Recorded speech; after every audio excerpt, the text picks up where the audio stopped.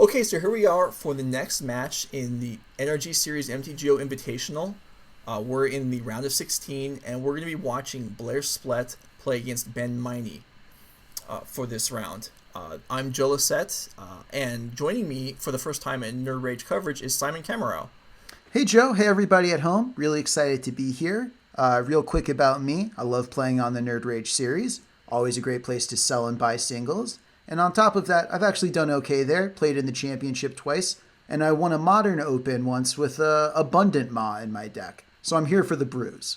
And you're an excellent shill. So let's get going here, as we'll take a look at our competitors for this afternoon. So up first we have Blair Splett. Blair is a member of Team Mac Games, and you can find his hilarious Twitter account at BlairWitch0. Seriously, Blair, true meme lord. He's got 2 series top 8s for NRG and a top 16 at the SCG Open in Columbus in 2018. He also was the Season 1 points leader on the NRG Series in 2018, which qualified him for the championship. He owns over 100 copies of the card Sanctuary Cat, for reasons I'm sure he'd be happy to explain to you. He's an enthusiast of sparkling water, would like to try escargot, which I hate to disappoint him, it's not that great. And he's an aficionado of Chicago hip-hop, because his walk-up song is I Don't Like by Chief Keef, featuring Little Reese. One more thought about Blair. You said he is a meme lord on Twitter. Blair is vicious on Twitter. Yeah. Lights people up, and it's hilarious. You should check him out at BlairWitch0. It's really something. Heartily recommend the follow. So break down this Jund deck for me, Joe. All right, so we're looking at Jund classic deck, basically since the origins of Modern. We're looking at 1-for-1 removal and discard backed up by powerful cards to generate advantage on the board. Somewhat dissimilar from a lot of other lists recently, we have only 2 copies of Fatal Push alongside 4 Lightning Bolts.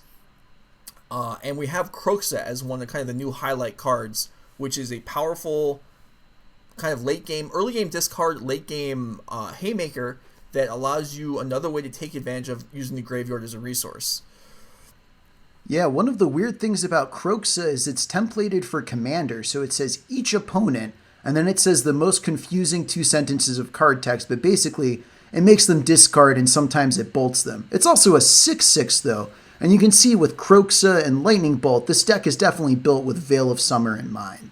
Yeah, this is really cool. I like a lot of what's going on there. I do feel like the addition of Kroxa, and obviously this has been, worked through by players, but we are straining our graveyard. I feel like with Wrenn and 6, we have Tarmogoyf and we have Kroxa, so we are using a lot of our own graveyard, which is great as long as it's not overdone.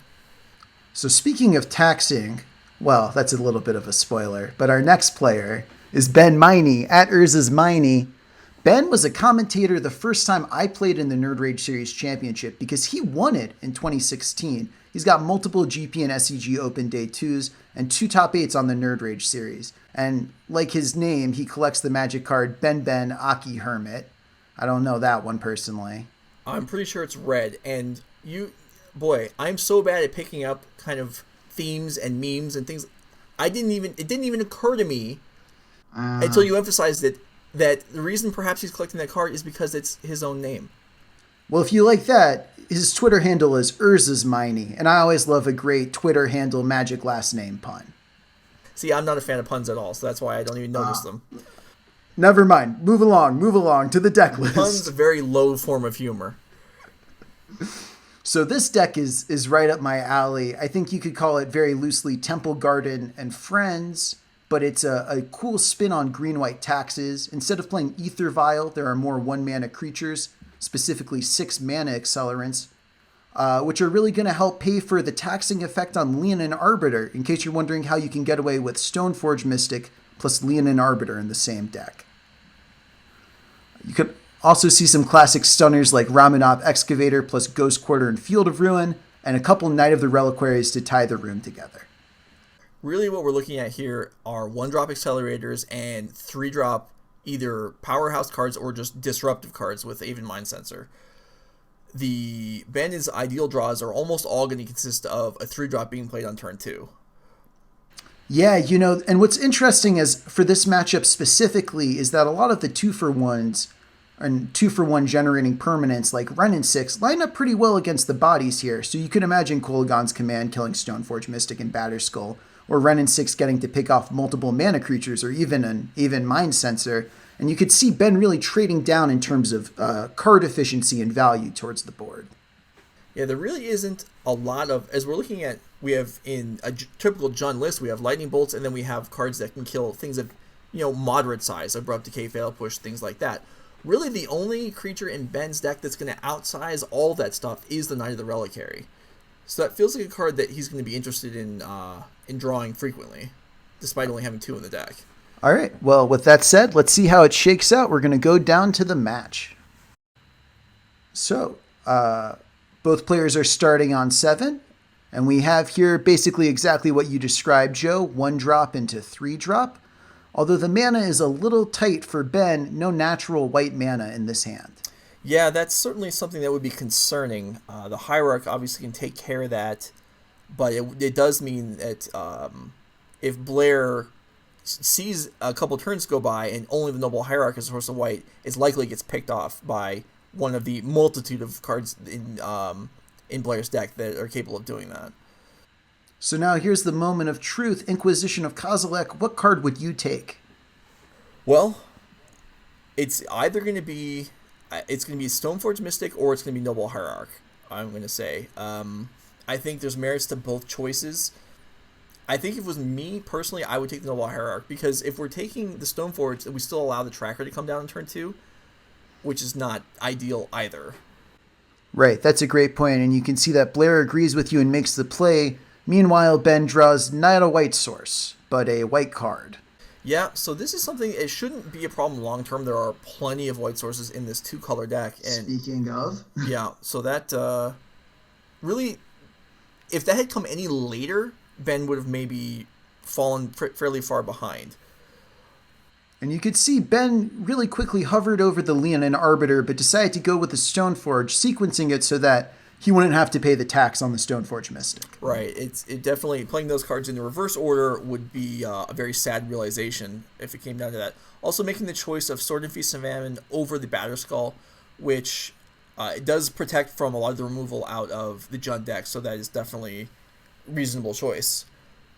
Right. Now, an interesting kind of way this play turned out, Blair didn't do anything on his second turn, and Ben ended up kind of getting a card out of casting the Stoneforge. So with that in mind, could you have maybe seen another line being better if Blair were to have bolted the Hierarch and Inquisitioned the Stoneforge?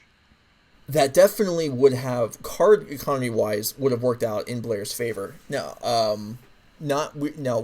us being from Ben's perspective, maybe Blair had other things in mind, but his mana development kind of disrupted what his plans were. But you're right. That's a great point. Just on the basis of 2-for-1s versus 1-for-1s, it would have been reasonable to go the other way.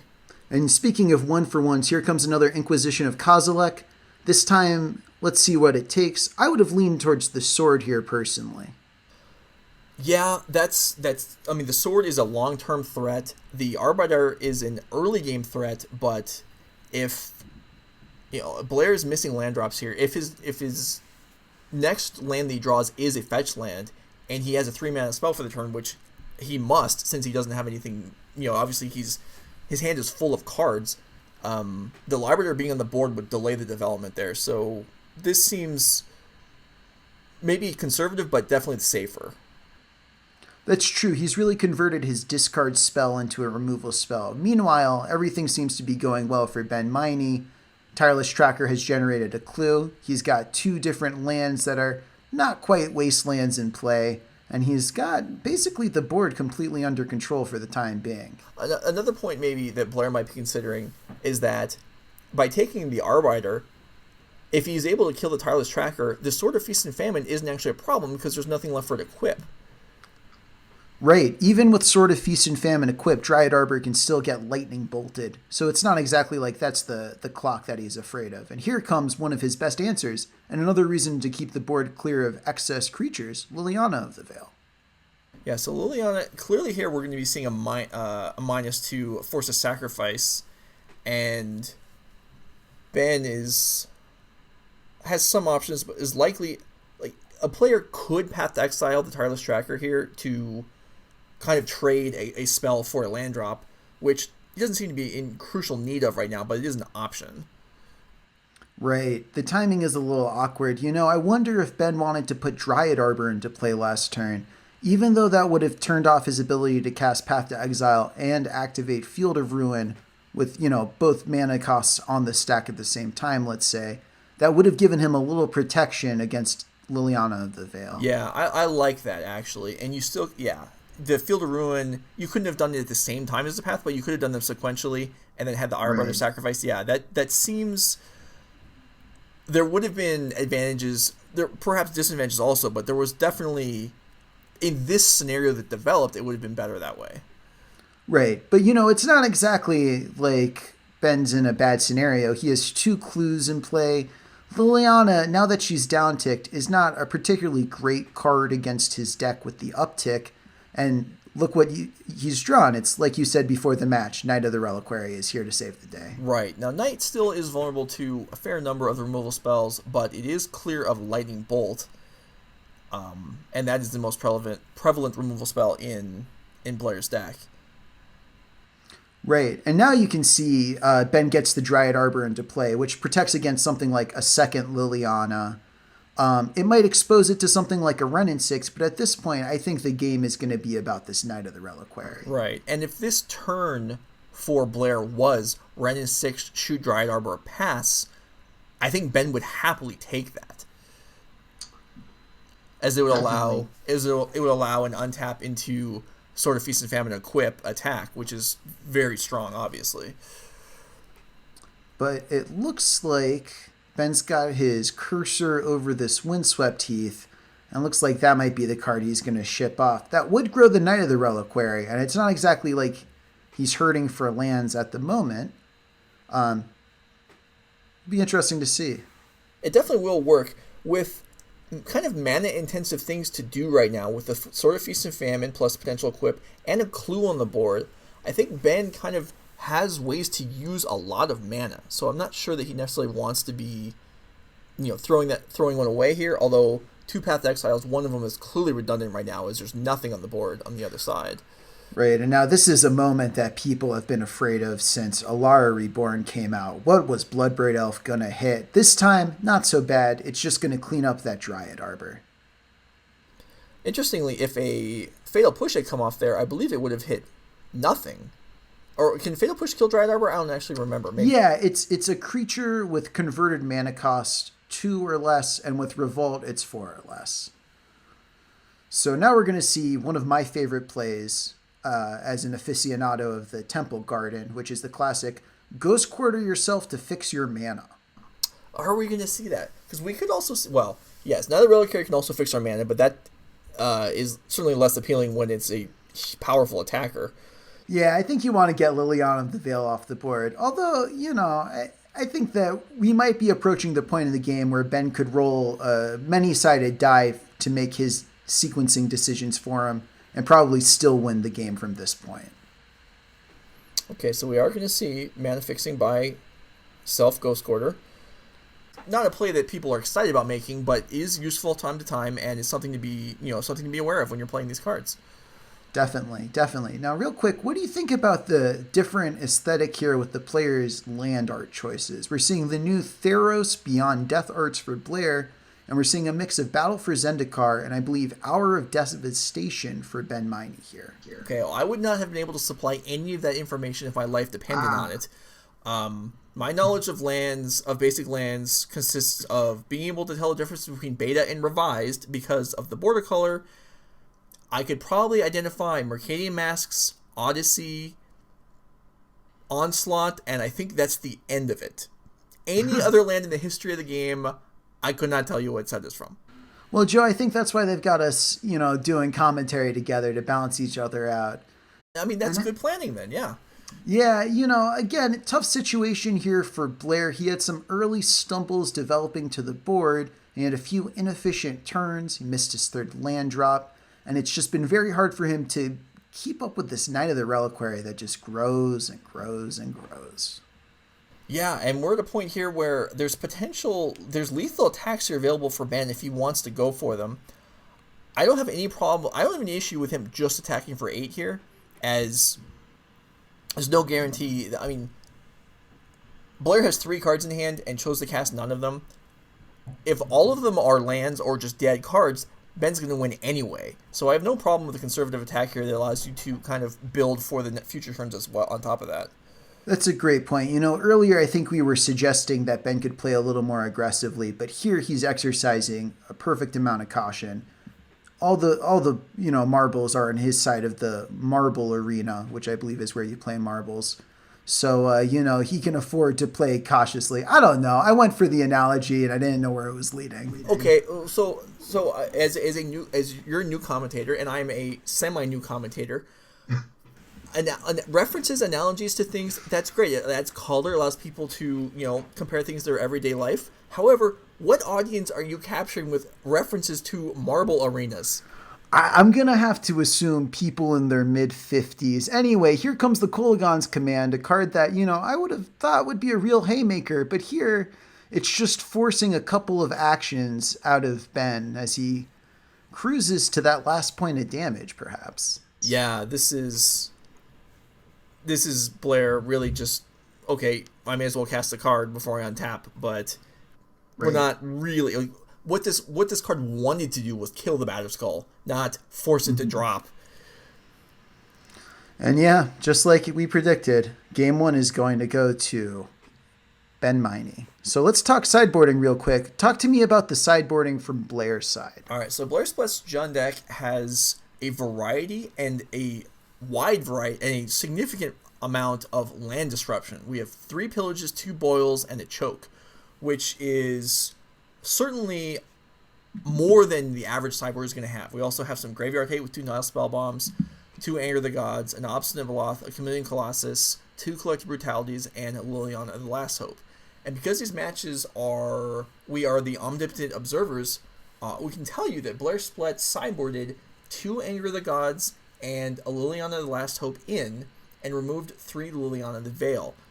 Now, Liliana of the Veil seems an okay card in a matchup like this, but one real problem against any deck with green is the potential for Veil of Summer blowing you out.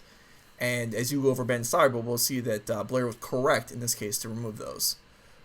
Right, so you can see 1, 2, 3 Veil of Summers for Ben Meine. All 3 of those came in. He also boarded in Nissa, Voice of Zendikar, and a Tireless Tracker, completing the playset.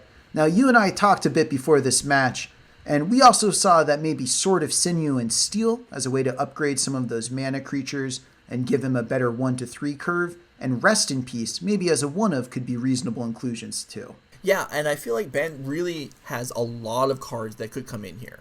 Veil of Summer being by far the best, but there are a number of other things he could bring in. Rest in Peace trading with the playset of Tarmogoyfs, for example.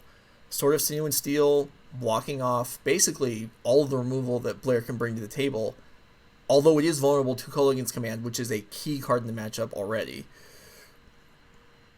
Right, but sometimes I'm of the opinion their good cards are going to be good against you. Now, what's really interesting from my perspective is that we know Ben cut both copies of Knight of the Reliquarian sideboarding. Yeah, his only real creatures that can outsize a lightning bolt, and he pulls it out, which is it suggests to me, well, there's two real options. Either he has no idea what he's doing, or he has a lot of experience and knows that the drawbacks of that card against the removal are just make it not worthwhile.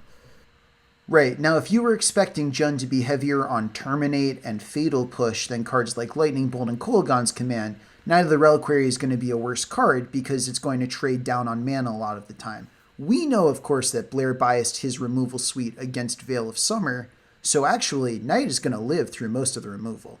But that's something that when you make unconventional choices when your deck, sometimes you're rewarded for it. In this case, Blair is the benefit of Ben taking those out, because certainly with full information, I think we're in agreement that Ben would leave those knights in the deck. Definitely. All right, well, let's get to game number 2. We're going to see Blair Splett on the play again. It's not comforting. I mean, you win the die roll, you get to go first, and then you just take an L right off the bat.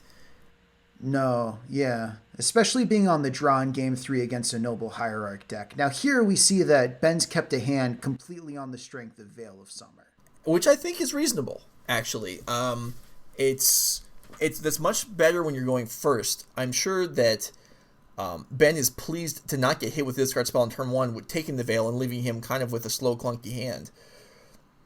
This feels like Ben's hand, while I agree it's certainly keepable, this hand would have been much better going first, although normally you say something like that is because you want to get on the board first. In this case, it's because we want to set up our reactive cards early.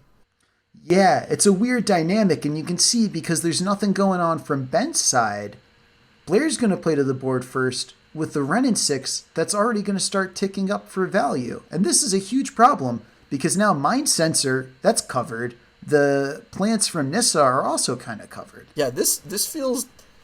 Somehow, this game is spiraling out of Ben's control on turn 2. And you can see really the power of mana acceleration here because otherwise these cards aren't matching up well.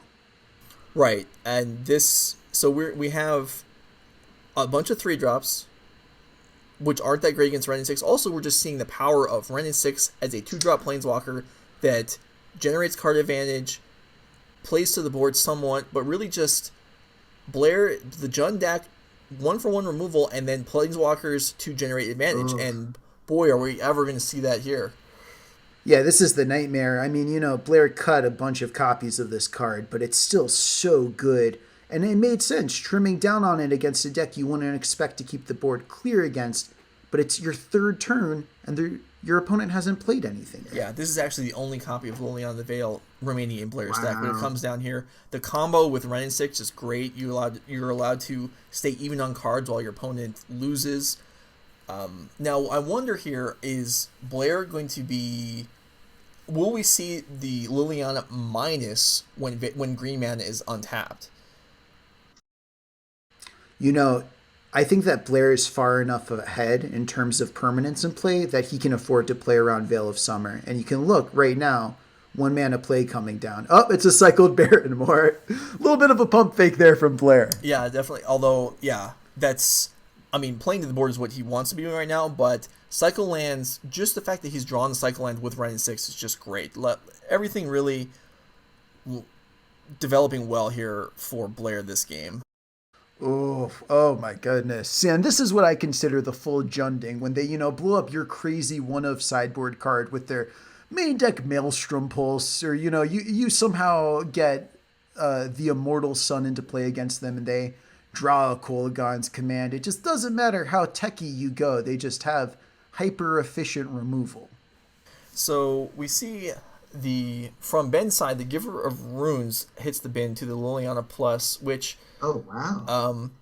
My first instinct was surprise because he's going to have 4 mana, and you have even Mind Sensor and Giver that's 4 mana, and you'd be able to use all of it. But Mind Sensor plus Veil of Summer is also 4 mana, and probably a stronger pair of cards to play. Yeah, though to be honest, right now, I'm interested in Giver because it's an X2. Wrenn and 6 at any point could start picking off these creatures, and unfortunately, Veil of Summer won't protect Aven Mind Sensor from that. And we could put it down at the end of the turn and get a hit in, but you're right. The Aven Mind Sensor would then be targeted before they had a chance to actually have a significant impact on the game. And Ben has a synergistic sequence he's setting up where he's going to resolve the Mind Sensor maybe, and then it could be pumped by the Hierarch, or he could clear out a creature with Path to Exile. But again, in terms of what's dictating the terms of the game, he's moving a little further behind each turn. Now, we do have Liliana the Veil. Oof, that hurts. I was going to say we're in a scenario where Liliana the Veil potentially could get caught by Veil of Summer, but we're not going to get that far. Yeah, I actually kind of like that play from Ben because I think even cycling the Veil of Summer, it's not clear what sequence of cards would get him back into that game. And I like just concealing a little bit of information. I'm pretty quick on the concede trigger myself sometimes.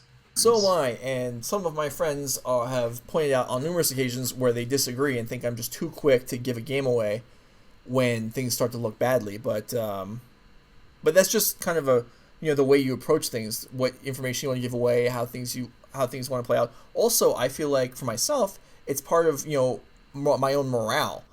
Sometimes Right. I would rather just have a game over with instead of be in the process of dying for 4 minutes long than have to just remember that. And it's just, I want to keep myself positive, and so sometimes I'd rather be a game down than dying. So I like that. I like Blair's plan for the matchup. It seems like he's got the good cards. We see here that he did a tweak on the draw. He cut a Thoughtseize for a Liliana of the Veil. I think that's reasonable. Just putting another basically removal spell in his deck for another card that gets also hosed by Veil of Summer. Right, yeah, I very much think the one-man discard spells are still excellent going first, but they are definitely weaker when Ben gets to set up Veil of Summer potentially before Blair even has a turn. So trimming one of those seems reasonable. Ben's side, so it's funny, we saw in game 2 we weren't entirely confident that we would have boarded the same way the players did, and they've both made significant changes going into game 3. You already covered Blair's, and Ben has brought his Knight of the Reliquaries back in. Perfect. Alongside that, he also brought in Gideon the Trials, so he is really, really going hard on his 3 drops. And he cut his Nissa Voice of Zendikar and one even Mind Sensor back out of the deck.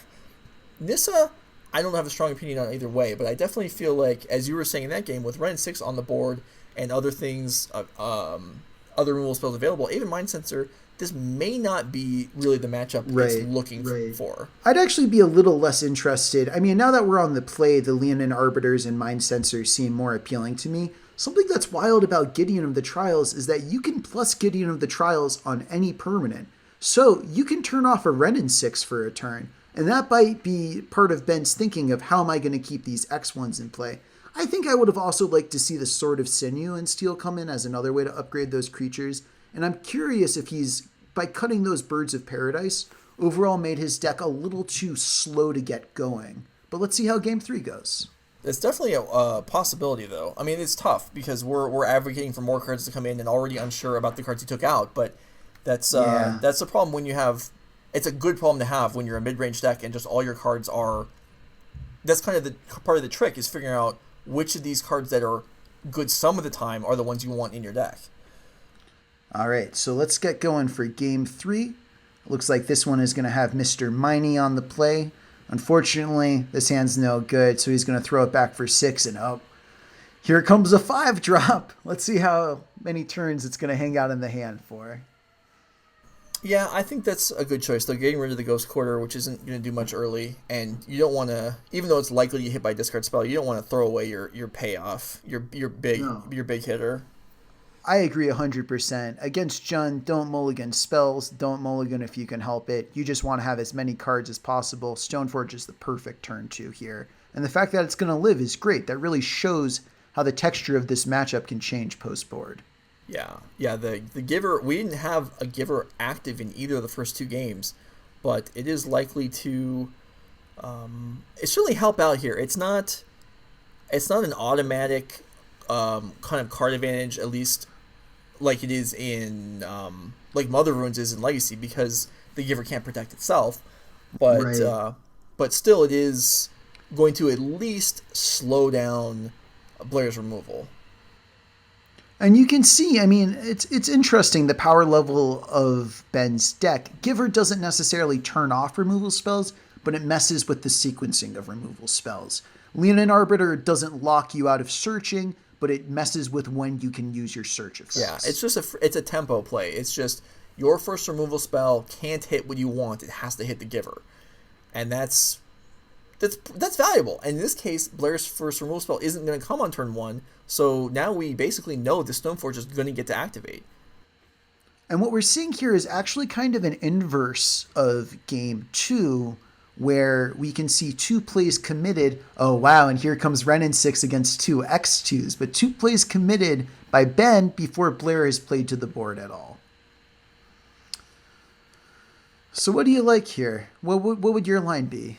I like a lot of what's going on here. I think what I'm probably going to do, I think I'm just going to go ahead and not worry about attacking down the Ren at all for a chip damage here. I'm going to play the Noble Hierarch, be able to drop my sword, and still have the Giver untapped. Because again, I feel like it's unlikely that, I mean, maybe for 3 mana, Blair can do 2 things at once, but On second thought, I think we've just provided this Ren and 6 a target, and maybe that wasn't. You know, it's tough to say because I think what you don't want to have happen is you don't want to lose to Kolaghan's command from this point, right? Because you have a bunch of X2s and you have an artifact, and it's pretty face up what you're doing, even though Blair hasn't cast a discard spell. So we can see I agree with this play, and this is an interesting one for Ben where he's saying, I don't think you have anything else. Show me you have another card in your hand that matters. This is setting up the K command, if it comes. If there's a land drop here and a pass from Blair, it's probably not safe for Ben to activate the Stoneforge Mystic. But that's honestly, it's okay. He doesn't need to. So right. we'll see what happens so here. Interesting. But we are going to see. So we see a play here. So this works out, I would say, very well for Ben. And I like this play. Get rid of the Giver of Runes before it can give something else protection next turn. You just want to take away your opponent's ability to make decisions in this instance. Here comes the Sword of Feast and Famine, but at the very least, it's not going to be able to get a trigger if the Stoneforge is used to kill the Renin 6, or if the Noble Hierarch is used to kill the Renin 6. Yeah, what are we going to do here? I think, do we just play to the board? Do we just put down Leonin Arbiter and equip and kill the... I think we have to kill the Renin 6. Yeah, I don't know if I would have done it like this. This is an interesting way of doing it, though. It sort of represents a path to exile, but it does take away a mana from Ben. So, given that we equipped the Hierarch, are we attacking Blair himself? That's pretty interesting. I actually don't dislike that as a play now. Because you go up a card that matters. It's unlikely that the Renin 6 is going to be able to get a land next turn. No, it's going after the Ren. So yeah, I think that Ben unfortunately kind of straddled two lines here and ended up with, I would say, a suboptimal series of decisions as a result. Not to knock him, it's hard to make these choices in the moment, you know? But it's interesting that I think we see, where sometimes it's difficult to see what, like, even when a mistake is made, it's difficult to see the actual results of that mistake. Here, it's very clear that if the other creature was equipped and things were switched around, we can see exactly what would be different, which is that the Leonin Arbiter would be in play right now. And here comes Anger of the Gods, so maybe it's good the Leonin Arbiter isn't in play. And Tarmogoyf, meanwhile, is always in play. That thing rumbles across for a quarter of Ben's life points. Well, is it though? What we did fetch in order to cast the Anger of the Gods, and that wouldn't have functioned if the Leonin Arbiter was in play. That's a great point. I didn't even think of that. That would have taken it off an entire turn, and then the Leonin Arbiter could have been given a sword. So you're right. Now, maybe things were different. Maybe Blair has more lands in his hand. Right. Ben, we're looking at Ben's perspective here. Ben doesn't know that, but from what we're looking at right now, it's possible that Ben's kind of kicking himself a little bit, feeling like maybe he could have stopped that from happening. Yeah, now, Blair doesn't know it's coming, but now we're in the situation where this Nissa that's been in the hand since turn 1, this could be a real problem if it gets going. It could be. This, in the meantime, it's not going yet, but this Liliana is, and Yep. Ben is... Things are not looking particularly good. And it's unfortunate that he hasn't himself drawn a fetch land yet, so this Excavator isn't able to...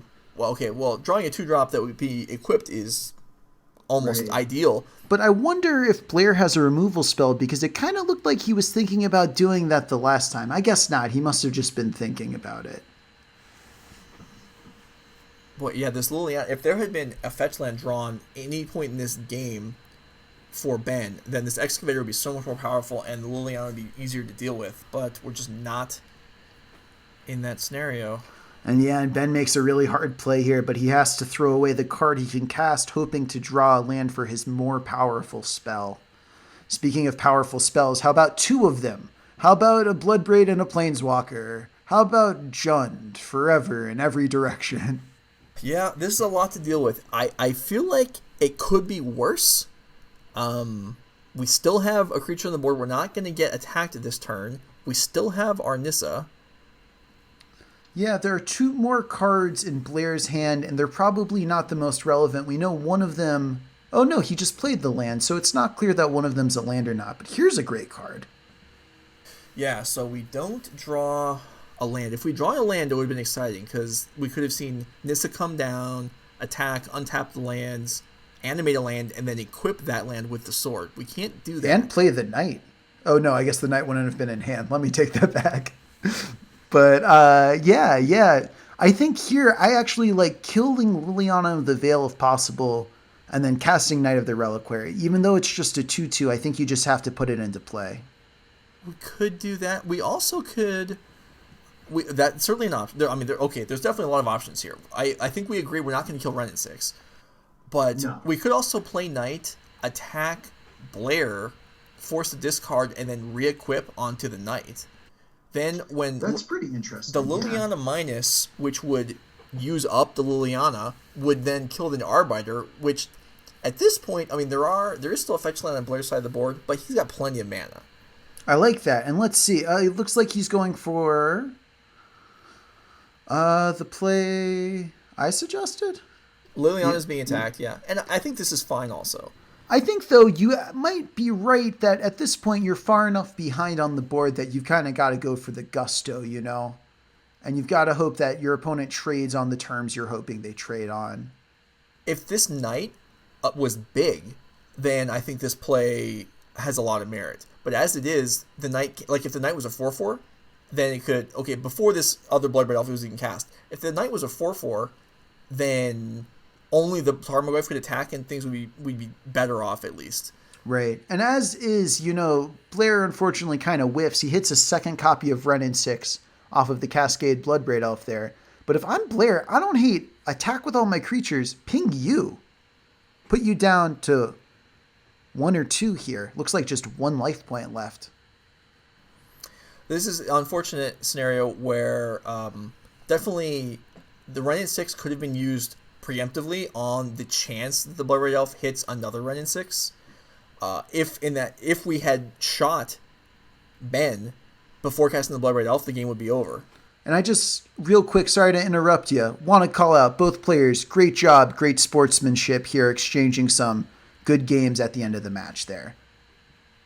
So Blair Splett advances out of the round of 16. Congratulations to him, moving on in our bracket of the NRG Series MTGO Invitational.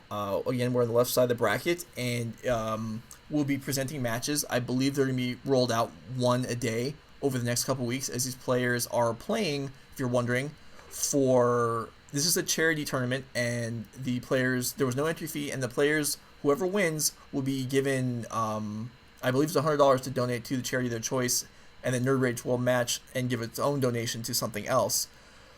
But thanks for watching, and if you're enjoying this, keep in mind the nerdragegaming.com is available for whatever singles you might be looking for. If you're this is kind of a weird time in the history of the world, but if you're camped out at home but looking for getting ready to unleash your decks for the future, we have singles available. We have KMC sleeves, which is a sponsor for the series.